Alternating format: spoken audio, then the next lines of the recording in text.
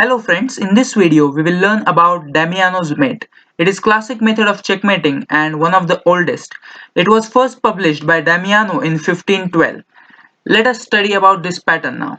This pattern involves a pawn on the 6th rank that defends the queen on the 7th rank that gives checkmate to the enemy king, and very often a rook is sacrificed along the h file that helps the queen to get to the h7 square. So in this position, white can deliver checkmate with the move rook to h8 check that forces the king to recapture this rook, and after king takes h8, queen h5 check, king g8 and queen h7, we have a Damiano's mate. This is the basic configuration of Damiano's mate where a pawn on the 6th rank guards the queen on the 7th rank, that is giving checkmate to the enemy king. Instead of the pawn on the 6th rank, we may also have a bishop on the 6th rank, and then it is named as Damiano's bishop mate. Now let us learn more about this checkmate pattern with the help of some examples. So let's look at this example from the black's perspective, and in this position black's last move was knight to h5, and now white is threatened with another type of mating pattern known as the Greco's mate where the bishop covers the g1 square. So for instance, if white plays the move like b3, then knight g3 would force white to take this knight, and after h takes g3, h takes g3, we would have Greco's mate here where the bishop controls the g1 square. So white saw this threat in the game, and after knight h5 he played bishop e3 to guard the g1 square. But it turns out that black has another type of mating pattern known as the Damiano's mate in this case. So he anyways played the move knight to g3, which is a fork. So in the game white took this knight, and after h takes g3, h takes g3 is a discovered check, checking the king. So king has only one square, king g1, and black played the quiet move king to e7 here. And now white thought that it will take long time for black to organize the mating attack here, so he played the move queen e1 which attacks the g3 pawn, but black forced checkmate here with the help of couple of rook sacrifices along the h file.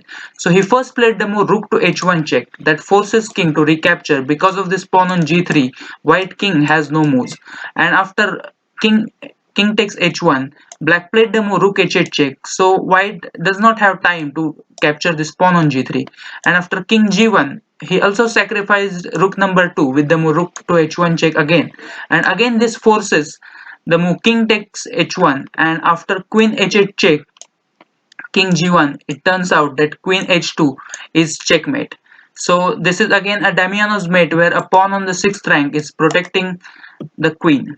So you can see from this position, after h takes g3 check, black's aim was to bring this queen on a8, which is far off the board, to the h2 square where it would deliver checkmate, and black managed to do that with the move king e7 that allows this series of rook sacrifices that help black to bring the queen to the h2 square, and it was checkmate.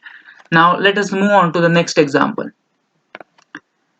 So let's look at this example from white's perspective, and we will jump towards this position.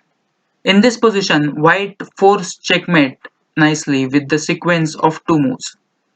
So once again you can see instead of the pawn we have a bishop on f6, which is nicely controlling both the escape squares of the king, and we need to bring our queen to g7 square, and then it would be checkmate.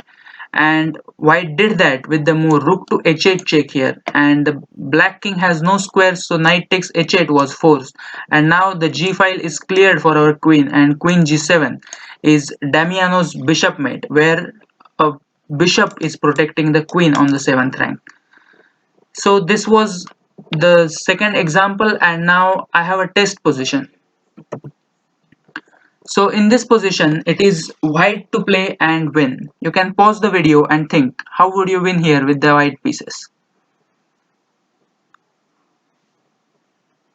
So as you know, we need a pawn on the g6 square to get Damiano's mate, and in this case we don't have the pawn on g6, but we can get our pawn to the g6 square with a little sacrifice of knight g6 check. Now this is a fork, so in the game black took this knight, and after h takes g6, now we get the pawn to the g6 square, and also we check the enemy king. So king to g8 is forced, and now you know the mechanism. We need to bring our queen to the h7 square, and then it would be checkmate. And for doing that, we don't take the long route of queen g1, queen h2, but instead we sacrifice our rook first on the h file with the move rook to h8 check, and after king takes h8, queen h1, it once again it is a check, so black does not have any defense here. He can try the move bishop h4, but after queen takes h4 it would be again check, and after king g8 we once again have Damiano's mate with the move queen to h7. So this is all that you need to know about the Damiano's mate. Thank you.